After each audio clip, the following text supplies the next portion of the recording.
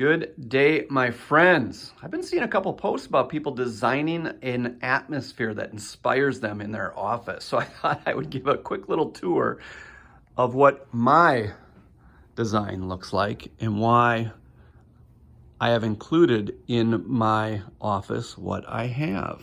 So real quick, let's just start with this corner. This definitely looks like a standard dresser. It is not. It's just another bookshelf. I love my books and I never have enough bookshelves for them. So if I open up those drawers, it is just full of more books. Also on this particular dresser, what I do is I always leave a couple daily readers.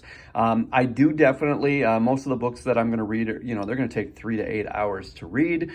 These are ones that I can knock out a 1, 2, 3, 5 minute quick read and get something out of them. And they just have daily wisdom. The one I used last year, which I will use again this year, it's a fantastic book. If you do not have it, I would recommend getting it. And that is John Maxwell's Maxwell Daily Reader. This one's a new one to me. So I just wanted to test this one out this year and just see if it inspires me, because Richard Rohr is certainly an influence on me.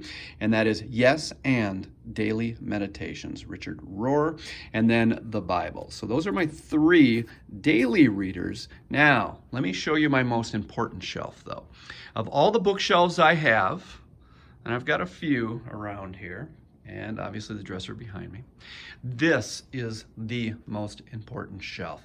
The only way that anything makes it to this shelf is if I'm currently using it. It's currently involved in something that I'm working on. It's something I'm currently reading.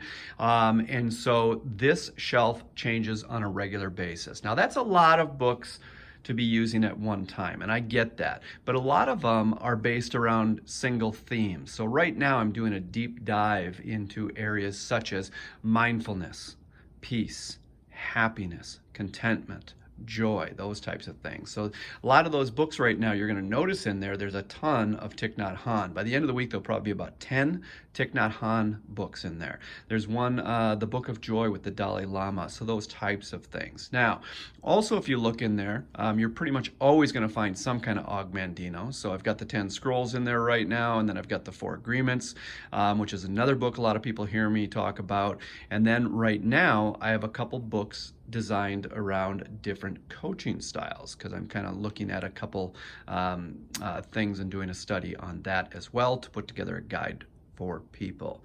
Now, the one that kind of sticks out as different right now is The Millionaire Next Door. The reason why that one's there is I read that once per quarter. So why do I read that once per quarter? Actually, there's a couple books in here that I read once per quarter. Start with Why, Millionaire Next Door, and the 12-Week Year are at least a couple of those that I read every quarter. The reason why is Millionaire Next Door, rather than most financial books, really, instead of talking about making more money, talks about living below your means. And that speaks to my soul like nobody's business. So that's a good one for me. The 12-Week Year and Start with Why, I believe in rereading those every single quarter, just as a reset to set me up for the next 3 months. And then all of these that you see on the left, these are Keller Williams style training materials, because I'm doing a bunch of agent training right now. So those are materials I need close at hand. Then the next shelf, always got to have my Og Mandino collection. I've got everything he ever wrote. Then from there is, if I go up, there's a little more Thich Nhat Hanh in there. Okay, and then if I go up, those are some additional inspirational books, or books that have inspired and impacted me. Feeling Good, all of those types of things. This one here, this is a piece that inspires me every single day when I work. Now, if you look at the back side of it, this is an actual piece of a fence post that was completely rotted out and at the end of its life. And my pastor, who is a woodworker, walked by it and asked the farmer, "Do you mind if I take that post?" And he said, "Why would you want that? That thing just needs to be thrown away. I just haven't gotten around to it." And he said, "It has no more use or life." And my pastor said, "I think I disagree." And what he wanted to do is he wanted to cut it open to show that no matter what we see on the outside, there are some amazing things on the inside if we're willing to just search for it, if we're willing to do the work and look for it. When he gave that sermon, it had a huge impact on me, and I told him that. And he called me back in about a week or 2 later to his office, So I drove down there and he gifted that to me. So I'll never forget that. That inspires me every day. Down here is nothing but music books. Then I always have, between calls, I like to be able to do some push-ups, some dips, curls, different things like that. Maybe grab a guitar or two.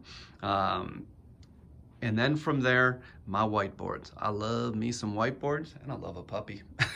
Squirrels down there. So what's on my whiteboards right now? What's on my whiteboards is what my current focuses are. So for Cultivate Wins, the big thing is what are we going to accomplish January, February, and March? I do not do a lot of annual planning. I really think in the 12-week year mode, or more 3 months or quarterly. And then from there, I have 3 or 4 races that I'm going to be running this year. So there are some numbers that I'm working on. And then from there, some blues and music goals that I've got.